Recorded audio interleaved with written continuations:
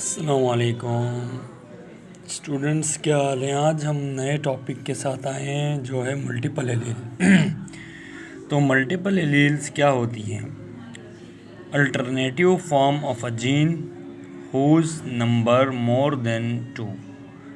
यानी for example ये एक जीन था हमारे पास, उस जीन की एलील्स यानी मुख्तलिफ हो सकती हैं, जो 2 भी हो सकती हैं या 2 से ज़्यादा, 3 भी हो सकती हैं, 4 भी हो सकती हैं, तो वो एलील कहलाती है। तो अब ये जो मल्टीपल एलीलिक ब्लड ग्रुप था इसके बारे में बताते हैं, जिसे ABO ब्लड ग्रुप कहते हैं। तो एक साइंटिस्ट थे जिनका नाम था ब्रेनस्टेन। उन्होंने 1925 में ये एक्सप्लेन किया कि जो हमारा ब्लड है उसके 3 ग्रुप्स हैं, यानी उसकी 3 मल्टीपल एलील्स होती हैं। अभी ये जैसे फॉर एग्ज़ाम्पल एक जीन था और उसकी ये एलील्स थी, ये ब्लड ग्रुप का जीन है, उसकी ये एलील्स हैं। ये I एलील है और A ये क्या है, एंटीजन है।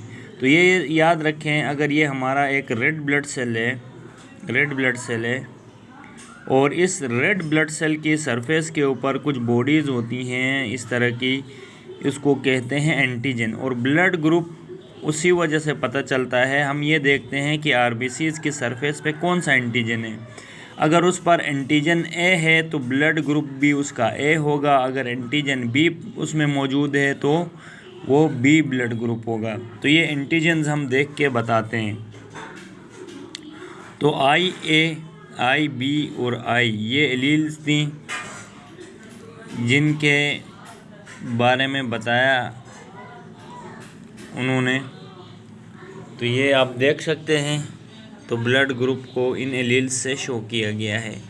ये I एलील को शो कर रहा है, 3 एलील्स हैं हमारे पास, और ये A और B ये एंटीजन के ऊपर है। अगर RBCs में A एंटीजन हो, ये IA कहलाएगा, IB कहलाएगा। तो ब्रेनस्टेन ने ये 3 मल्टीपल एलील्स के बारे में बताया। और ये होमोजाइगस कंडीशन, जब दोनों तरफ एंटीजन सेम हो और एक तरफ ये एंटीजन है, दूसरे में कोई एंटीजन नहीं है, तो ये डोमिनेंट एलील है और ये रिसेसिव एलील है, ये जो स्मॉल I है, और ये हेट्रोजाइगस कंडीशन में है। फिर आते हैं ब्लड ग्रुप्स। तो हमारे पास ब्लड ग्रुप कितने हैं? एक A है, B, AB और O। अब हम देखेंगे कि ब्लड ग्रुप का पता चलता है एंटीजन से। अगर एंटीजन A मौजूद है तो ब्लड ग्रुप A होगा। एंटीजन अगर B मौजूद है रेड ब्लड सेल्स पे तो B होगा। अगर AB है तो AB होगा। अगर जिसमें कोई एंटीजन नहीं होगा जिस RBC में, तो वो ब्लड ग्रुप O कहलाता है। और इनके पास होती हैं एंटीबॉडीज़। अब एंटीबॉडीज़ इसके उलट होती हैं। एंटीजन अगर A है तो एंटीबॉडी B होगी, एंटीजन B है तो एंटीबॉडी A, जबकि AB में कोई एंटीबॉडी नहीं होती और इसमें O में एंटीबॉडीज़ A और B होती हैं। अब देखें एंटी सीरम क्या होता है। वो ब्लड जिसके अंदर एंटीबॉडीज़ पाई जाती हैं वो एंटी सीरम कहलाता है। तो अब ब्लड ट्रांसफ्यूजन करते हैं। जब हम एक बंदे को यानी ब्लड दे रहे होते हैं तो उसमें 2 चीज़ें देखनी होती हैं कि डोनर कौन सा है और रेसिपिएंट कौन सा है। तो डोनर का कभी भी एंटीजन देखा जाता है और रेसिपिएंट की एंटीबॉडी। अगर ये ब्लड ट्रांसफ्यूजन उस वक्त सेफ़ होता है जब यानी वो जो ब्लड ग्रुप्स हैं उनकी एंटीबॉडीज़ और रेसिपिएंट्स को चेक किया जाए और उसके बाद डोनेट किया जाए।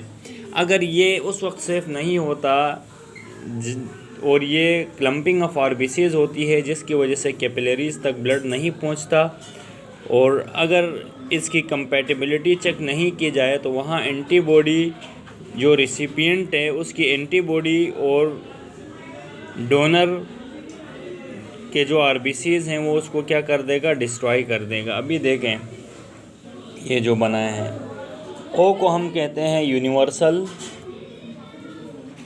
डोनर कहलाता है O, और AB यूनिवर्सल रेसिपिएंट। ये आप देख सकते हैं O AB को भी दे सकता है, A को भी दे सकते हैं, B को भी दे सकते हैं, और ये AB तमाम से रिसीव कर सकते हैं। क्योंकि इनके अंदर एंटीजन मौजूद नहीं होता इसलिए ये क्या होते हैं, यानी यूनिवर्सल रेसिपिएंट्स होते हैं। अब यहाँ पर देखें, ये एक इंसान था, इसका ब्लड ग्रुप ए था, इसका ब्लड ग्रुप बी था। तो अब ये डोनर था ए, तो इसके ऊपर एंटीजन ए होगा। तो डोनर का हमने हमेशा क्या देखना है कि एंटीजन इसमें कौन सा है। और ये डोनर बी था, तो इसकी हमने एंटीबॉडी देखनी है। तो बी है तो इसकी एंटीबॉडी क्या होगी, बी की ए होगी। तो इसलिए ये एक दूसरे को क्या कर सकेंगे, ब्लड नहीं दे सकते और यहाँ क्लम्प कर जाएंगे और ये आगे ट्रांसफ्यूज़ नहीं हो सकता। तो स्टूडेंट्स, तो ये चीज़ें देखने की होती हैं जब भी हम ब्लड ट्रांसफ्यूजन। उम्मीद है आज का टॉपिक आप लोगों को समझ आया होगा, जिसमें हमने पहले आप लोगों को मल्टीपल एलील्स के बारे में बताया, फिर ABO ब्लड ग्रुप, और उसके बाद एंटीजन समझाया, एंटीबॉडी, होमोजाइगस कंडीशन समझाई, हेट्रोजाइगस ब्लड ग्रुप्स और उनमें एंटीजन्स कौन से होते हैं, और ब्लड ट्रांसफ्यूजन में क्या चीज़ें दी जाती हैं, यूनिवर्सल डोनर का कॉन्सेप्ट, रेसिपिएंट, ये आपको समझ आया होगा।